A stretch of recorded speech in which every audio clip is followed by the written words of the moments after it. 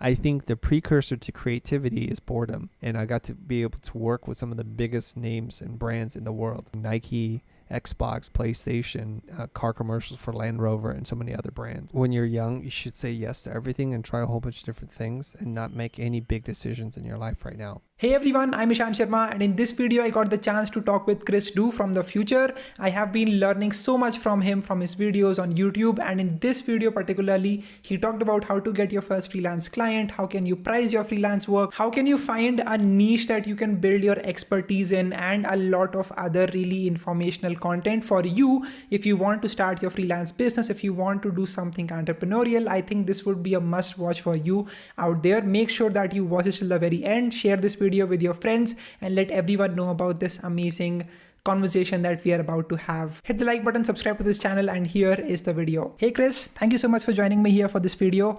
I've been watching your content from such a long time and I've learned so much from you. So it's like a pleasure seeing you and talking to you right now. Thank you. I'm happy to be here.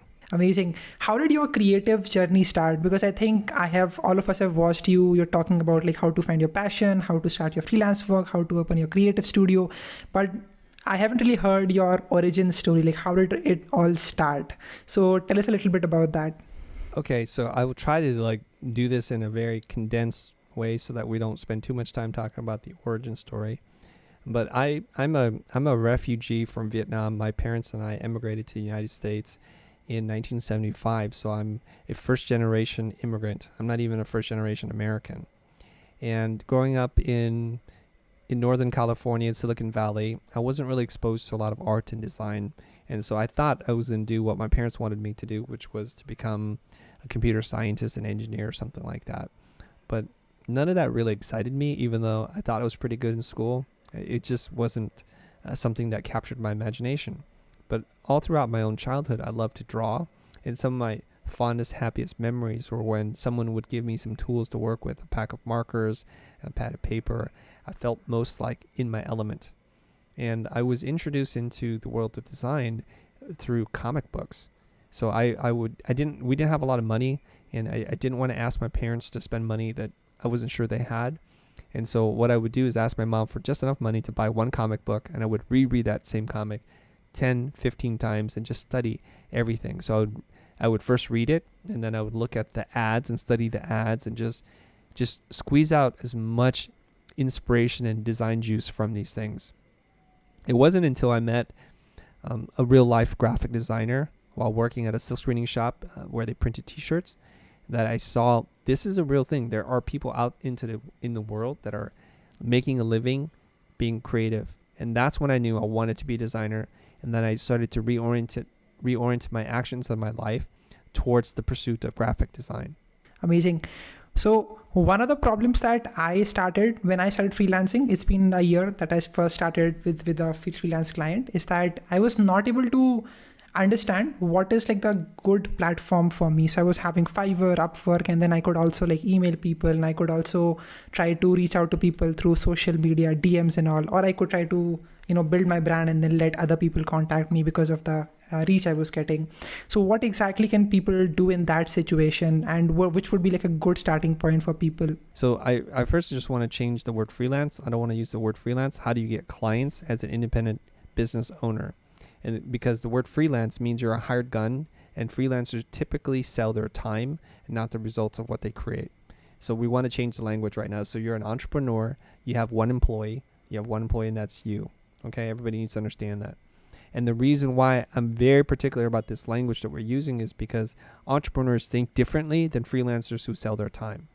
And there's nothing wrong with it if you're a freelancer. I just want to make sure you're choosing the right word. So now you have to become very attractive to people out there.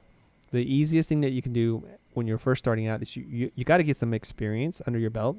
It's going to build your confidence, and it's going to have market validation. Like, what I do is valuable to the market. So you're going to reach out to your network of friends and family and friends of friends, that kind of thing. And hopefully you just let the world know I'm in business.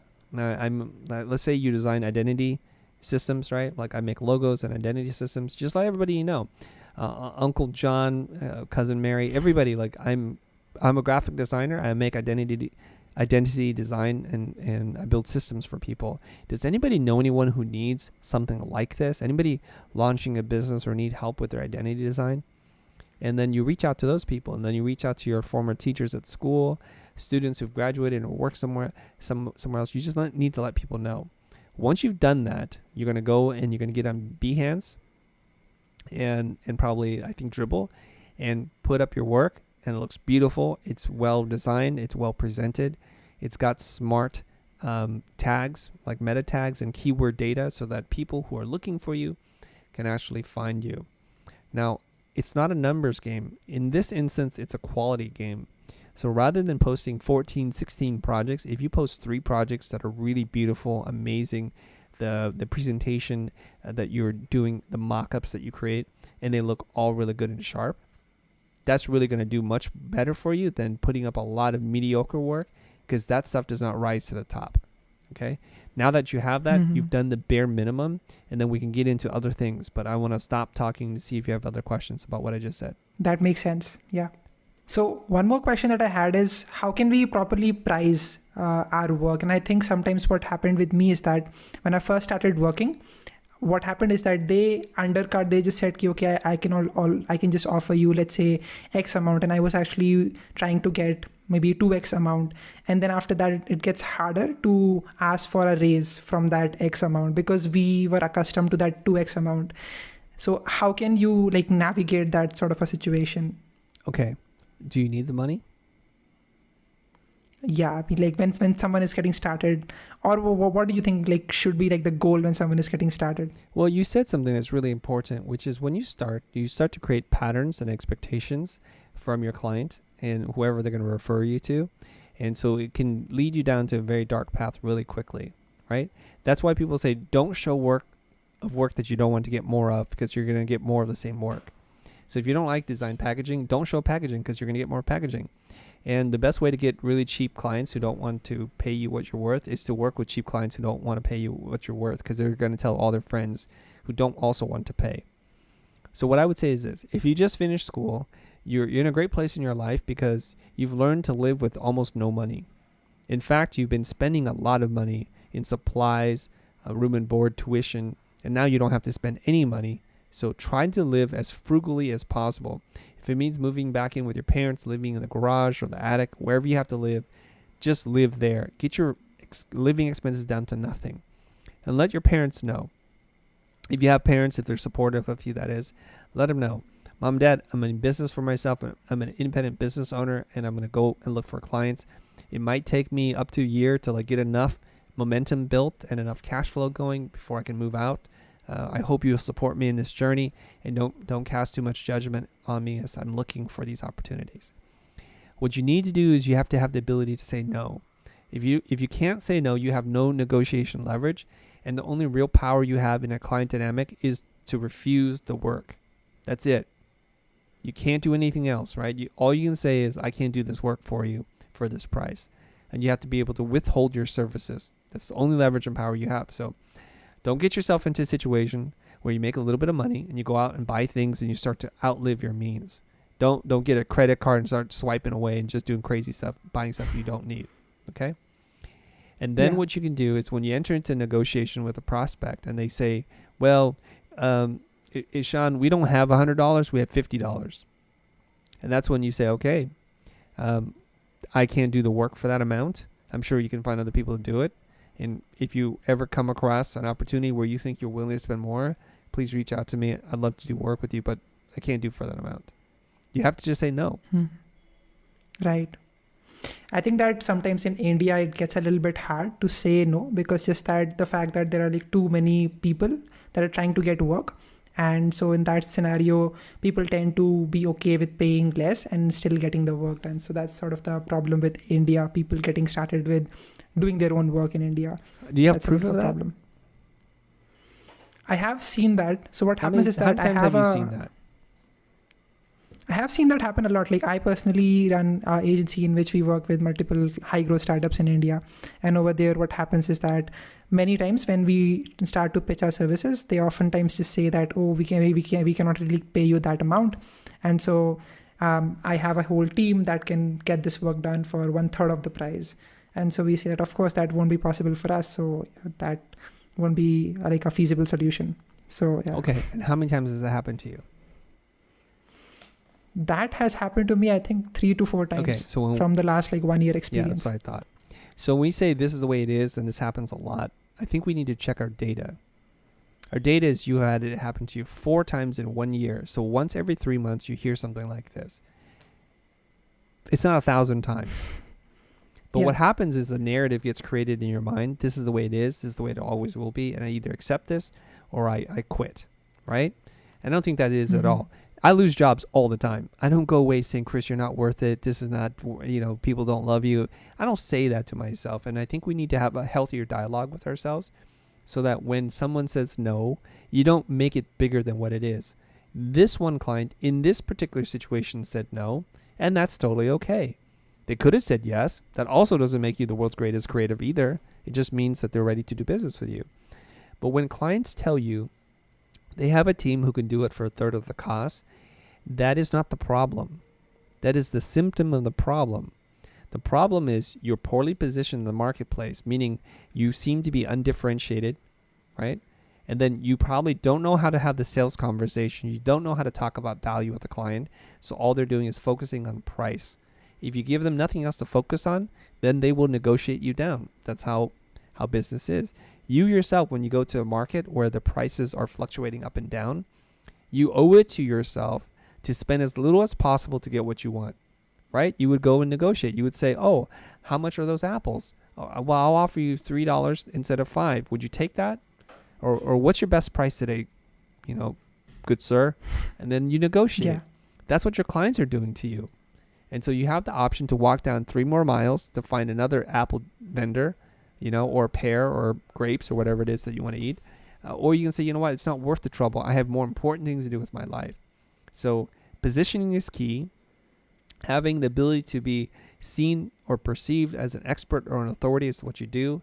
To have anything that's unique, any kind of social proof in terms of awards you've won, areas that you've been published, or brands that they see and recognize, client testimonials, all those things help you establish some level of authority so they don't just hire the next cheapest option. And the last thing I said was, you probably don't know how to do the sales conversation. It takes some time to learn how to do that so that they're not just focused on price. So when clients say no, oftentimes it's not the problem. It's a symptom of the problem. This is something really interesting that you said, that you need to have specific information or specific knowledge, and then you can charge higher because not a lot of people in this market has that sort of information or that knowledge or that capability. This is what like Naval Ravikant also likes to say. So I was just trying to understand, how can I find out what that specific knowledge should be for me and for any person out there who are trying to like differentiate themselves from the market, trying to find out that one niche in which they can specialize into. What's the one thing you want to be known for? Can you tell me? Right now, I'm a 20-year-old, so I have like a bunch of things that I think I can be known for. So I am into like YouTube marketing, whatever I've learned from my own YouTube work that I've done on my channel. That's what I started getting clients for. So right now, that's what we have. Like I am currently known for this person who will be helping other companies with the YouTube success. Right? Like getting more views on YouTube, getting more engagement on YouTube. That is sort of what we are doing right now in our agency. Okay. What would somebody have to type in on Google to find you? So we have not done that yet. What happened is that I'm just like not able to scale this, and we already are working with 5 clients right now, and I just don't know how to scale it from this point on. So we haven't really like focused much. We just have like a simple website, but we haven't like optimized it or done something like that. Yeah. So what I'm hearing from you, Ishan, is that you're not doing great at marketing, and you don't need to because you have more clients than you can handle right now, right? Yeah. And so that's a clue to every single person who's listening to this. When I asked him, what does he want to be known for? He said, a lot of different things I'm still exploring. But he was able to tell me YouTube marketing, or maybe YouTube marketing optimization or something like that. And so he already kind of knows. Now, when I ask that question to people, they'll say, I want to design, I want to illustrate photography, I want to be a dancer, write hip hop lyrics. They say all kinds of things, and that becomes really hard to be able to develop any form of expertise. There's a couple other things that you're doing, Ishan. You're saying YouTube marketing, and you're on YouTube creating content, so you have proof every single day. And you have proof in the form of the videos that you create, the number of views, the engagement that you have, and also I see that you have the silver play button, which means you have over 100,000 subscribers, right? Yeah. So you have a lot of proof. You're creating content, you're building awareness around what it is that you're doing, you're putting a public face to the things that you're doing, and you're interviewing potentially thought leaders and influential people. So you also borrow authority from other people. So when you interview like big time guests, famous people, authors, creators, then you get a little bit of their authority and you borrow it from them, and it doesn't hurt them, and it benefits you. And also at some point when you start to optimize this, you're going to want to use keywords that somebody's going to type into Google to find you. And that's a test. If you can't be found on Google, do you exist? That's just a question, right? It's like if a tree falls in a forest and it makes no sound, if no one's there to hear it, does it make a sound? Of course it does, but no one hears it, so there's no witnesses. So everybody that's listening to this, try to find a 3-word combination where when typed in, they're going to be able to find you and the competitors you want to work against or compete against, okay? This is really, really important. So they need to be able to find you and your top competitors. And then you work like heck, creating content, writing articles, making videos, using those keywords in some kind of combination so that when Google looks for you, it says, oh, here you go. And you're going to be a top 10 search result. This creative field is a lot more not scalable. And so because of that, as you've also talked about in a video, that you have to put a rule of like 10 people that you work with, 10 clients that you work with. And the sooner you get more clients that pay you more, then you try to cut down on the clients that are not paying you as much. So I think that is the problem that I face. And so it doesn't really come into my mind, okay, I need to optimize it for Google search as well so that more people find me out. So that's sort of the thing that goes on in my mind. The scalability problem. I like to do what I'm doing right now, but it's not like I can help, let's say, 50 startups. I cannot work with them unless I build something like VaynerMedia and the way that is structured. So that's sort of what goes on to my mind. Yeah, actually you can scale, but you're 20 years old, so right now you just need experience and it'll be all right. Yeah. Talk to me in a couple of years. How does that happen exactly? Okay. What are your best and most favorite books? I saw your Instagram photo in which you showed these are all the books that you love. Which ones would you recommend for people that would want to get started with their creative field, their creative work? Yeah, so if you're curious about that, because I get asked this question a lot, I created a blog post and I wrote something like 10 books you must read as a creative. And if you click on my link in my bio on social media, there will be a link to that article. So some of the best books I've read are Delivering Happiness, which is written by Tony Hsieh, the late Tony Hsieh. He's the founder of Zappos. 7 Strategies for Wealth and Happiness, written by the great Jim Rohn. The Compound Effect, written by Darren Hardy. I love The Coaching Habit by Michael Bungay-Stanier. I've also recently read The One Thing by Gary Keller. I really enjoyed that book. What is it called? Creative Strategies and the Business of Design by my friend Douglas Davis. Never Split the Difference by Chris Voss. Excellent book on negotiation. Socratic Selling, written by, I'm spacing on his name right now. Socratic Selling, I would highly recommend. I like Stories That Stick, written by Kindrel Hall. I can go on and on, so I don't know where we want to end on that. Sure. Definitely. I'll link that blog post in the description for people to check out if they're interested. So one big problem that I have come across in my own life is that I'm not able to decide upon what is it that I want to do. So right now, as I just said, I'm having this marketing agency.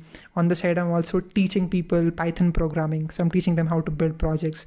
That is something that I learned previously. And I'm just like, I'm good at it. So that's why I'm doing it. But I need to like focus down on one thing particularly and then do that for the long term. So I'm just trying to understand how can I decide which one do I like to pursue for the long term.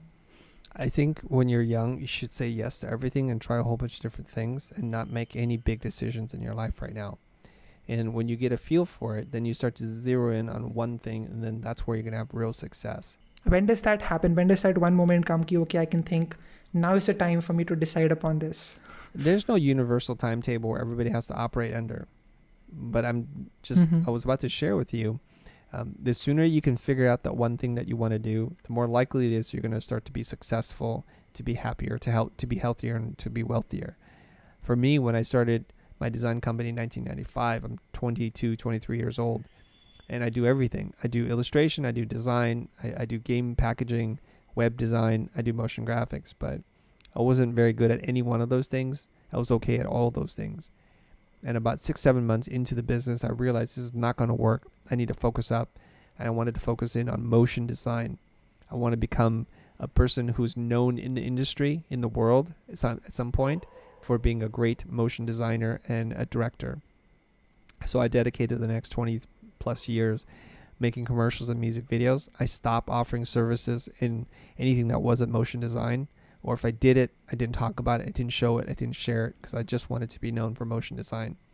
And it led me down this very lucrative path, and I got to be able to work with some of the biggest names and brands in the world, including Nike, Xbox, PlayStation.